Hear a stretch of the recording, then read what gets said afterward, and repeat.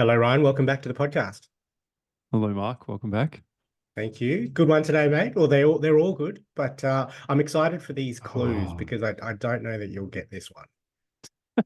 man, this is a weird time for us to record too, so I have no hints on the time zone. Yes, yes, I'm in yes. So trouble.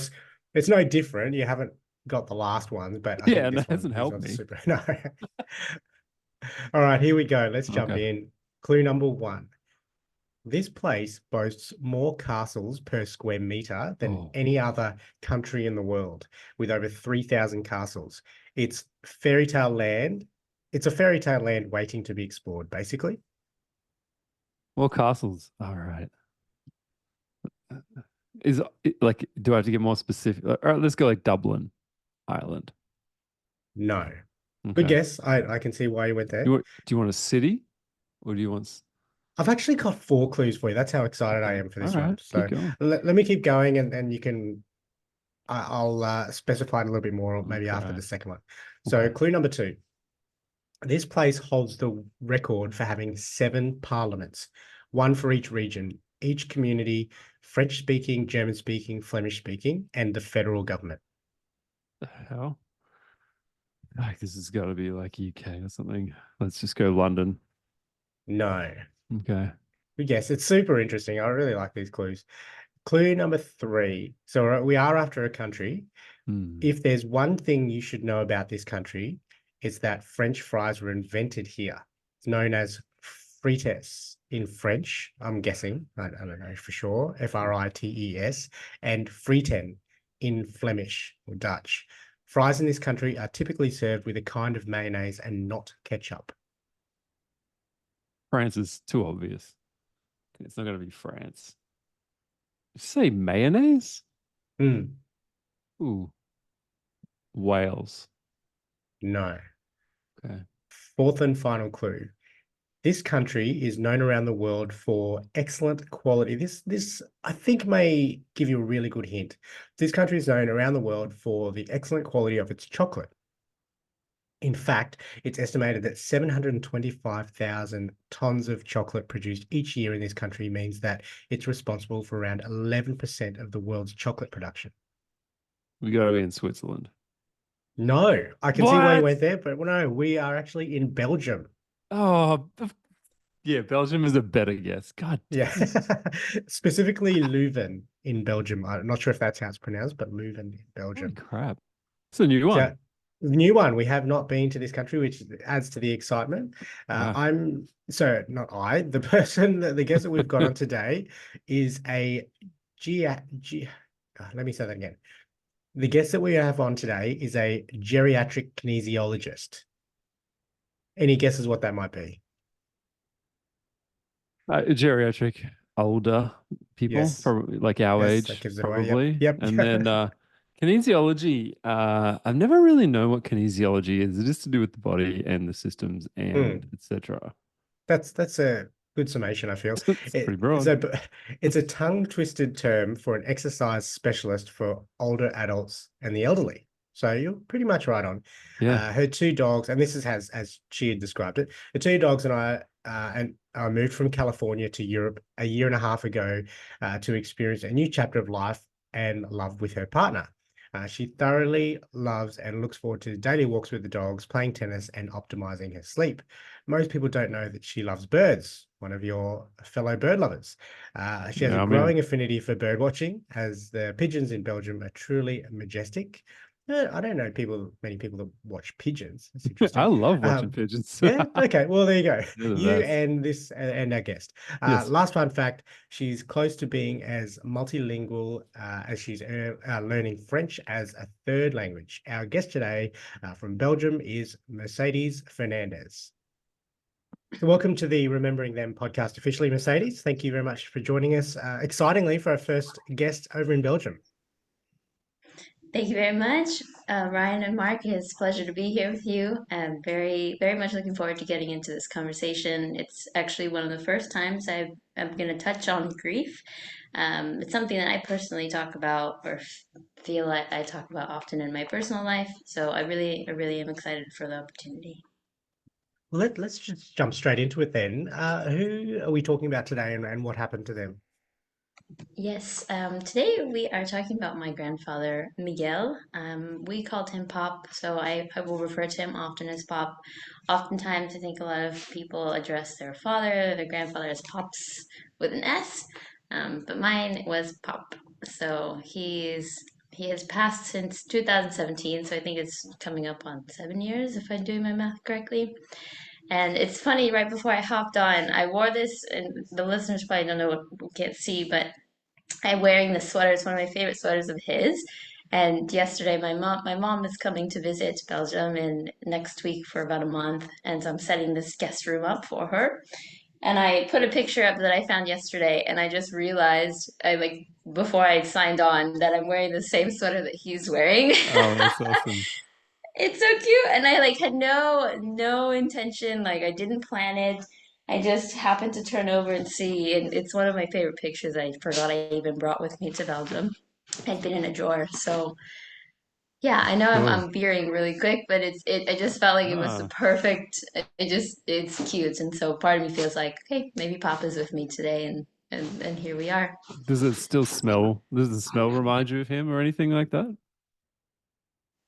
It definitely does. Unfortunately, I've washed this sweater too Yeah, for much sure. to have You this shouldn't have smell, done but that. You should have just, you should have never washed it. yeah. That's what he would have wanted. I know. Oh, but my smell, I'm like stinky person. So it mixes, but his closet, that was definitely, and I'm sure you two know this very well, that period, right, of going through the closet, going through I actually moved into his room so that I can get deep into that story, but that smell. It really is amazing how the human brain triggers all these memories just based on olfactory responses, right? Our nose. Yeah, I can sympathize with that. We went through dad's closet and between my three brothers, what you wanted to keep. And I've got a shirt that I gave to dad and then he wore it for a while and then it's made its way back into my rotation of college shirts. So Ryan, do you have anything from your mates? Yeah, no, yeah, Mercedes, I've lost two of my best friends, one 10 years ago, one 20 years ago. And so I didn't clean out their stuff. I have a baseball glove. That's one of my friend's first baseball gloves when he was 5. That's really cool. And I have some old like jerseys that I swiped, like when they were going through their clothes and stuff. I said, yeah, like give me some of those. They smell so bad because they've been in storage for like 30 years. It's oh my, I don't want to smell them, but I don't want to wash them because they may just like fall to pieces too. So nothing really. So you moved into Pop's room. Tell us about that experience after he passed away. Yes, yes. So essentially, what happened, I grew up with my grandfather. To give you the backstory, I think I jumped over that question, but my mom and I, when I was in her belly, she was going through a pregnancy. I can't remember that there's a specific word for it, but she was really ill when it was my term. And so my grandfather is her dad, and so he was really there when I was born. He stepped in, he stayed with us. Very much this memory of Coco the gorilla and her little babies. So my mom would say that he had this really big belly, and he would just hold me. I was not necessarily preemie, but I was really small. And so there was this bond, and over time, as I was growing up, we he would pick me up from school. We would have McDonald's. We like it was just great. I loved him. My dad was still in the picture, but my dad was working really hard, so I didn't really feel like I had that bond with him that I had with my grandfather. And my father and I now are great, but Pop was essentially my dad to me emotionally in that moment. And so he ended up living with us around his 60s, 70s, and I was in my teens, late teens. So I would take care of him. And that's essentially, I started going to school for health, kinesiology, and fast forward to 2017, it was time for him to let go. And he lived downstairs, so we had a two-story house. And so after, I'd say 6 months, I thought, you know what? Well, why not move into his room? It's empty, it's sad, like he was on the first floor, he's a cute backyard. Like, I'm gonna take over. So I moved in. I lived in that room for some years, and now when I go back to visit my parents, I was just there over the holidays, and it's really nice. You know, there's this safety, there's this security, it's warmth, and I still hear. It's almost like I hear him sometimes, like walk around the house, or just kind of. There's little trinkets still in his room that I left, and it's really nice to just kind of see that. Like I've added my touch, but he's definitely still there. And what happened to him, Mercedes, that it ultimately took him away? Yeah, he was actually 90, which is, it's not and not discrediting any other passing. I'm trying to find my words for this. He was a trooper. For 90, he with a Hispanic background. He came from he immigrated from Mexico very early in his 20s. He brought over a family of 12, and over periods, he had developed high blood pressure, high cholesterol. He was blind in one eye, and that had been from his early 30s. So he had all these medical conditions, but ultimately, I think ultimately diabetes was the end goal. It's something that is so common, but I don't think that people understand how detrimental that disorder and disease is.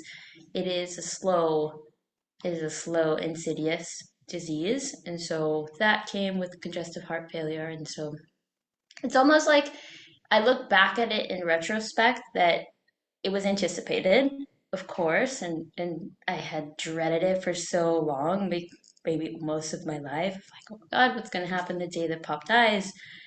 But when you're in it, you're in it, right? When you love someone and you just don't want it to happen. I didn't understand it at the time, and I didn't want to. I was in denial, essentially. But now in retrospect, I know that, it was his time, it was progression. How would you describe your pop to a stranger? He's cute. um I would describe him as it's a beautiful question. And it's interesting to really think about how we find our descriptions of ourselves or others, right? Pop was generous. I think he was really sweet. He was really cute. Didn't say a lot of words, but would emanate his emotion. So most of the time, I'd have friends come over. I was like junior high, high school period when he started moving in, and he'd just smile, and it would light the room up. So that was Pop. He would walk every day, 3 times a day after his meals. And I thought that was really great. He just inspired me in so many ways outside of my kinesiology background. But he would push. He was so determined to heal his health, even though these were irreversible conditions. He would drag his oxygen machine around the house towards the end of his life, and I'd be like, "You just please rest, it's okay." He'd be like, "No, I have to walk. I have to do my routine. We live on a hill," so he would go up and down the hill, and that dedication just really would emanate because, like I said, he immigrated from Mexico and he worked 2, 3, 4 years to legally bring the family over. At the time, they had like an employee sponsor program, and he was able to bring his entire family of 12 children and his wife over. So I think that kind of says it all. So you have 12 aunts and uncles? Yes, 11 Oh, now. man, you must have a Unfortunately, million cousins as well. Oh yeah, that's just my mom's side of the family. Oh, So yes, in Latino culture, we run pretty that's big. amazing. Yeah. Do you have a favorite story or memory of your pop? I think that my favorite one that always comes to my mind is our McDonald's trips. It's really silly, but when I was a kid, so he'd pick me up from school, and Wednesdays were minimum days, and yeah, I think it was cute because it was like our little secret. I wasn't supposed to have fast food, of course, and he wasn't supposed to be eating fast food either. And he would pick me up, and Wednesdays was like McDonald's day minimum days. We'd go, he'd be like, just get me some papitas. And those are French fries. And so I'd be like, okay, he'd give me money, I'd run into McDonald's, and we would just sit in the car and enjoy it. And it was cute, and then we'd go home and have our day. And every day before he moved in, he would always say, okay, I'm leaving, ya me voy. And I would run downstairs and I would meet him at the door. And essentially, I'd give him a hug. He'd give me like our little, kiss on the cheek. And then I would watch him drive away. And I just like, I can feel it in my body, like remembering that moment and how beautiful it's like, I want to cry because I miss that. It's such a big part of my childhood. And in all the way up to his death, I remember him just, he would wave. He'd wave with his fingers, not his hand. And it's a warm memory that I miss. It's a beautiful, beautiful memory. I was going to ask, did he have a particular order, but just the French fries, that was it? Just the French fries. Yeah. Yeah, he loves McDonald's French fries. I mean, who does it? That's pretty good. I guess he wasn't supposed to be having McDonald's in the first place, so it was a snack to get his fix, I guess. A Did little he, guilty pleasure. yeah. Do you feel like his his movement and uh bringing that from Mexico over to here and going on his hill walks every day, do you feel like that inspired you into the health field? Absolutely, absolutely. He plays a big role in what I do today. I've created iterations of different companies, and the last one I had was Walk with Pop. Like, it literally named it after him. And that was really fun. And that whole concept was, wow, I've been sitting on, this whole pile of kinesiology education, study of human body movement. And, how can I integrate it with my dedication for older adults, for working with the elderly? Because of my grandfather, I have this affinity and this ability to work with this population, which I think most people shy away from because they're not exposed to it early on, and so it's essentially like kids or seniors, and most people will go towards kids, and I'm like, give me the seniors. So yes, to answer your question, I'm still working with older adults, and now since I've moved to Europe, it's been mostly virtual. But I integrate that. Like I said, watching him drag his oxygen machine, like his portable oxygen machine, it's like heavy and there's like wheels on it, and it's cumbersome. He still did it, and for me, it's like I am here to pass that message on, that I think I fully believe that his walking saved him, gave him like an extra 6 months because he kept it going. If you can integrate that exercise into some of your programs for them, they've got to drag a tank behind them, each hand, 20-meter tank pull or something. And I should. Keeps this the is arm strength. this is what got popped to 90 right here. Is the tank pull. Yes. Aside from the health aspect, what other lessons did you learn from him? Definitely persistence. Persistence, aspiration.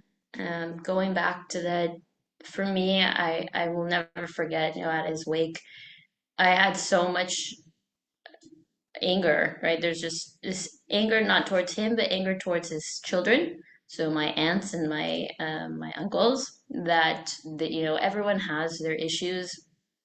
Everyone has their issues with their parents and their upbringing, and I don't know everyone's extent. I knew enough to know that, hey, maybe it's time to get over some things. And at the end of his life, he really repented, and he wanted to heal relationships, and he said his sorries.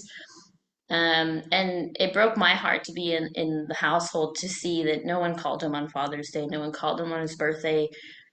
People were kind of held up in their pride.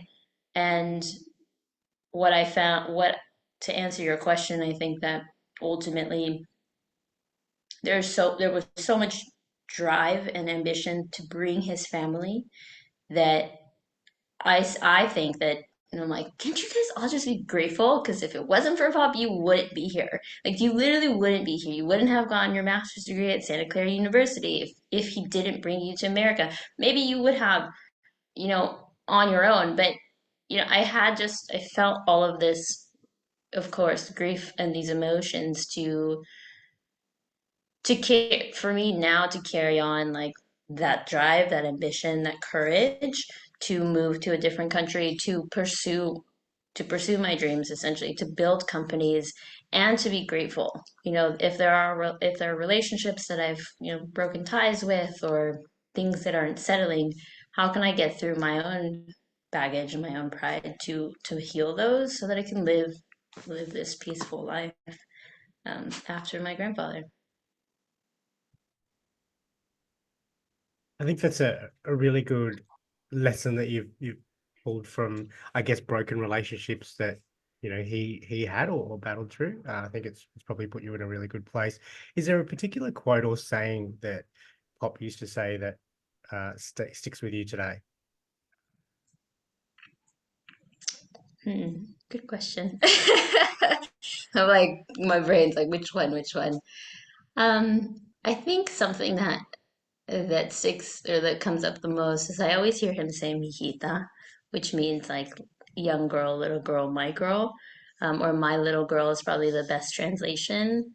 Um, and what he would say would be like in translation from Spanish would, please take care of yourself because if anything ever happened to you, I would die. Like it would break me and I would die. And so you can just always hear that. Not that I'm like crazy, non-adventurous or extra adventurous person, but everywhere I go, safety is a priority. And just even further than safety, living this life in a vicarious way through Pop or him through me now, and remembering like I'm here with you, Mijita. Just be safe.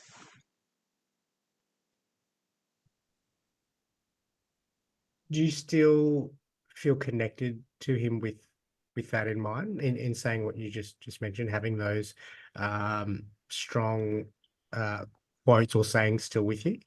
Does that help you stay connected? Definitely. I think that recently, to in conjunction with this topic, I was thinking, and I don't know if maybe you two have experienced this or not, but I've had moments like today, the whole sweater incident really kind of brought that back to me of I have been feeling lately like I don't feel you, or like I really miss you. And the first few years after his passing, I was, taking all these signs. I'd see butterfly or I'd see something and I'd be like, oh my, that's Pop. It's like this way of trying to stay connected to him. And I don't think that that doesn't exist anymore, but it's not as often. And a part of me is like, am I losing touch? Is it fading? Or am I just so distracted? And how can I bring that back? But it, I don't think that there's a coincidence that this podcast is happening, that I chose this sweater, that I saw that I happened to find this picture yesterday, and the synchronicity that it's the same exact sweater without having that awareness. So a part of me is like, okay. I He's think still it's I around. think it's Yeah. still here. Yeah. Yeah. I Definitely. think it's always sort of happening. You're just not tuned into it as much. Not you, but yeah, I definitely am distracted and things. And I guess we're talking to, was it yesterday, about like when she went to scatter her dad's ashes, and like the strange things that I have like a similar crazy story that happened to me, but like just at those times, like I guess when you're sort of heightened to it, it just really comes out, comes through heavy. So I don't know what it is. It's strange.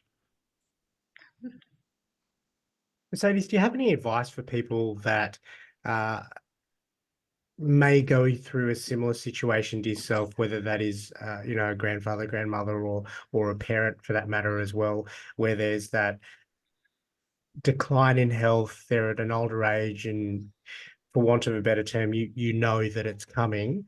Do you have any advice for those people that might be in that situation or will experience that in the future? I guess pre them passing and then even post from your experience.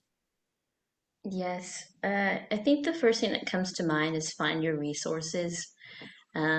Oftentimes, if you're the primary caregiver like I was, it's so intense. At the end, you have all these doctors, um, hospice potentially, um, nurses. You're overwhelmed emotionally, physically, mentally. You're not sleeping very much. So finding resources to be able to talk it out, cry it out, whether that's a therapist, maybe friends or family. Not, I wouldn't even say friends or family, like a caregiver, a resource group, because the people who are around you may not understand that we're all too involved, and so they're overwhelmed, they're scared.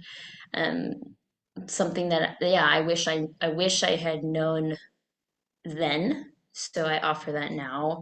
My mom and I were ultimately the primary caregivers, and we were both like a hysterical mess. So, really finding that group, because there are caregiver groups available. You just have to find them. And then post effect, the most common thing I hear, and I work with caregivers as well, is um, we blame ourselves a lot. If I had done this, if only I had, changed the medicine, or it's my fault. And so really kind of again getting help or finding resources to move through that post grief of knowing that you did everything that you could, and it was a predetermined fate based on just the human body health aging, and in that situation with older adults it's inevitable. Unfortunately, we're all going to die. uh, Whether it is such a dry statement when I say that, because even at times I think I just asked my partner the other day, don't you ever find it interesting that, like, what's gonna happen? Like, does it just go dark? It's an existential question, like what happens? And really, yeah, I'm tangenting here, but just that is such an existential question, and even for us who were like in the health field and we're so prepared, we're human at the end of the day. Like, that fear and that curiosity is always going to be there. And it's interesting. I've been like thinking about it a lot lately as well. How it's very scary and like everyone fears it. Like there's no excitement. No, no, that sounds dumb, but it's like like at that point you're getting to see like the answer to the ultimate question, and like peering behind the curtain. Yeah, you're not going to see your loved ones and all that, but like I wonder what is next. It's just it could be great. Like it could be better than here. It's true. Like It could be a party. we're in For another all we dimension, know. and those people are already there anyway. It's just a different version or something. Like it could be better. Yeah. So we automatically assume it's horrible, and you don't Yeah. want to go there and whatnot. But yeah, I'm trying to work on that at the moment. It's just like the thought of death, looking at it in a different way and being like, oh man, could be interesting to see what's next. Like I get to find out. Like, but I do remember that when like one of my best friends was dying in the hospital, and he was, I don't know, an hour away from dying. All I could think of was like, man, he's about to see what's behind the curtain. Like Yeah. crazy, hey. Yeah. It's an interesting experience. I'm not sure if you two have touched on it yet. Like, when you are actually in the presence of someone who passes and crosses over.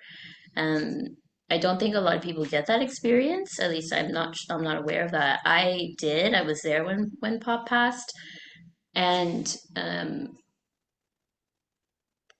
there's so much happening, but there's also this beauty in it that I was shocked at myself in the way that I was like, okay, there was this total acceptance. And to your point, Ryan, like, I witnessed the last breath. Apparently, there's also like a process when it's actually the end, the body shuts down completely. No one tells you about it. Like, it's the movies, they close their eyes and they pass. It's not like that. There's like a whole body process that happens. And so essentially there's two last breaths, like two big last breaths for anyone who doesn't know. And when that last breath came, he was gone. Like gone in the sense of it was just a body. And it's still for me is so profound. Like he's gone. Like and part of me was happy. So I was like, he made it. Like he is totally not in this existential plane of human reality. He is gone, and I think he's happier. Like he's just a body at the end. So that gives me a little hope. But Yeah, it's like jumping through the portal. Like you said, it's like, oh, you made it. You jumped through. yeah, it's like good for you, Bob. Yeah. I am not sure what's gonna happen next, but good for you. I'll see you soon at some point. I think it's interesting the conversation that you had with your partner, Mercedes, because I think it's becoming, to myself and Ryan anyway, I think it's becoming more prevalent, that realization that everybody's going to die. It's going to happen. We just don't know when.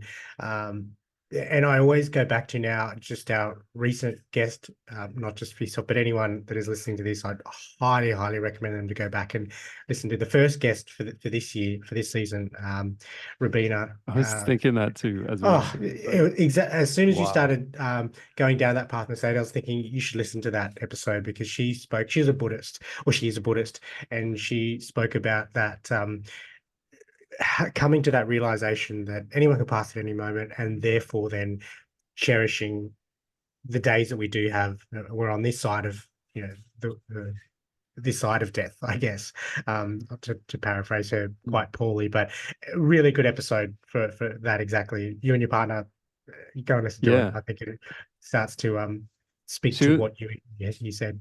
Yeah, and in that conversation, she was saying like the problem is attachment and how we have attachment to things, knowing full well that it's nothing can last forever, and that because it's finite, that's what makes it valuable. That's what I took out of that. It was like, man, this lady's just crazy wise. I think she's like a pretty well established like Buddhist monk.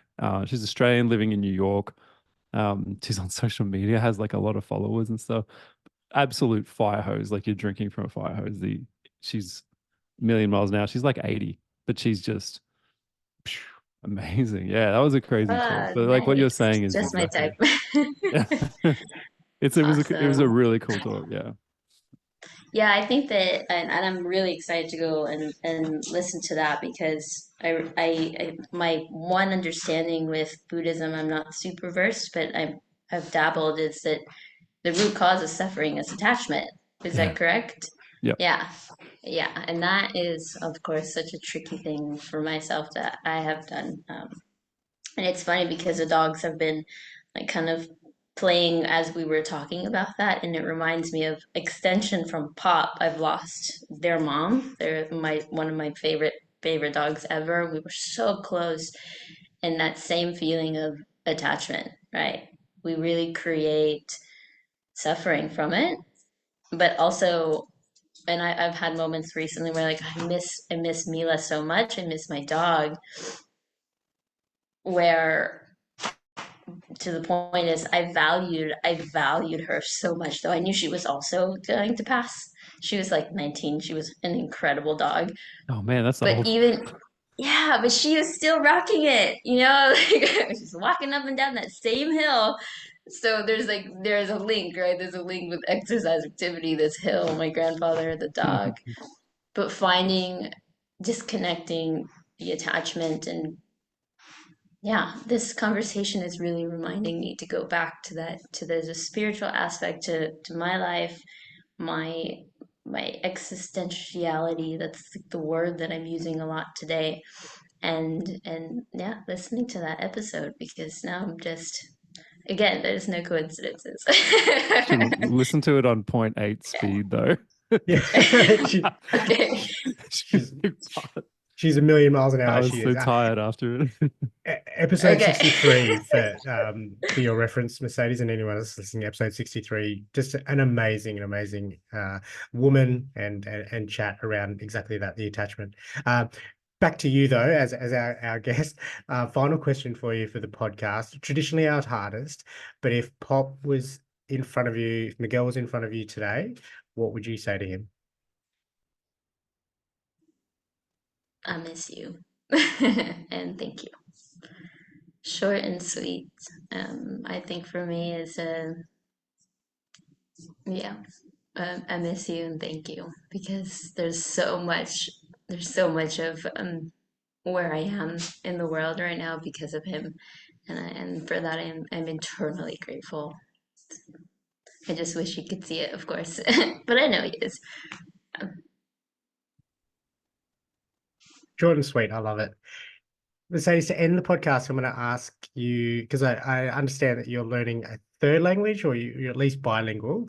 Can you send us out some sort of farewell in one of those languages?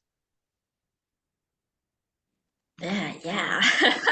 I'm thinking I'm learning French right now. I'm like, okay, I'm like not that super good yet. So I'll do it in Spanish. Um, Muchísimas gracias por estar aquí con nosotros. Estoy bien agradecida a Mark y Ryan por tenerme en su podcast. And viva, viva bien, viva con mucho amor. Adios. So Beautiful. if you Thank you. got any of that, just thank you. Live well, live happily. That's it. Awesome. Thank you. That's a first for us too. So thank you for doing that. Thank you very much for coming on the podcast. Thank you for sharing all the beautiful stories and memories of your pop. And we wish you all the best with your kinesiology with the elderly in the future.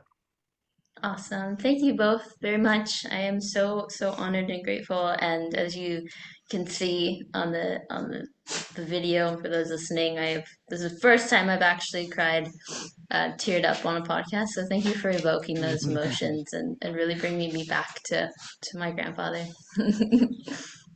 Thanks, Mercedes. Let's leave it all in. So Ryan, that was Mercedes from, well, California originally, but Belgium for our first Belgian guest. Fernandez is not a common Belgian last name. No, I wouldn't have thought so. No. No. That was great. Another great chat, another great conversation. Really awesome hearing about it, Pop. I could definitely sympathize with the getting out and being active and still moving late into his life because my I mentioned it briefly in our Patreon exclusive chat that her stories of her pop reminded me of mine. So he was quite active as well late into his life and getting out and doing walks. That was just part of what they did to keep healthy. As Mercedes mentioned again in the Patreon chat, elderly people aren't necessarily getting out into CrossFit gyms and pushing weights, but it's that movement and walking that I can appreciate. Yeah, it's hard. My granddad didn't really like, he sort of towards the end of his life just sort of watched a lot of TV. But I don't remember him doing like daily walks or anything. He wasn't in like super good shape or anything. But I think I really want to get to that age and still be, I mean, ideally like lifting weights and things, but easier said than done. Yeah, I'm the same. Ideally lifting weights, but at least moving For sure. regularly. Yeah, it's so good for you. Yeah, and clearly it's inspired the work that Mercedes does today, and I think Pop would be very proud of the work she continues to do with the elderly. He's had a profound effect on her life. Goes without saying, I think. Mate, speaking of the Patreon chat, it was probably our longest one. I think it went for a good 15, maybe even 20 minutes. We covered a number of different topics from birds to geriatric kinesiology work to living in Belgium. So if you're not a Patreon member, jump on there. So it's what we say $6 US, $9 Australian per month, that is. Not sure what that converts to in the euro, somewhere in between, I'd imagine, if you are in Belgium. But yeah, jump on the Patreon membership for that exclusive chat. And also from our previous guests from this year as well. Reminder that the My Legacy message service is out there as well. So I'm sure that whilst Mercedes says that he was mostly a gestures guy, and did a lot of his talking, or Miguel did a lot of his talking via nods and smiles and waves with his fingers. I'm sure she would also appreciate a video message if he was able to store one, which the My Legacy message service does. And then finally, like, follow, and share our stuff. That'd be much appreciated. 5.6 euros for $6. There you go. There you go. 5.6. Not so bad. That's It's not so bad at all. Yeah. Yeah. So 5.6 euros, $6 US, $9 Australian. They're the currencies we'll cover. If you'd like to join our Patreon membership, we'd appreciate the support if you'd like to support the podcast in that small way. Do you say five? You know how we would say $5.60? Would it be €5.60 over there? I don't know. And is it cents know. or is it something else?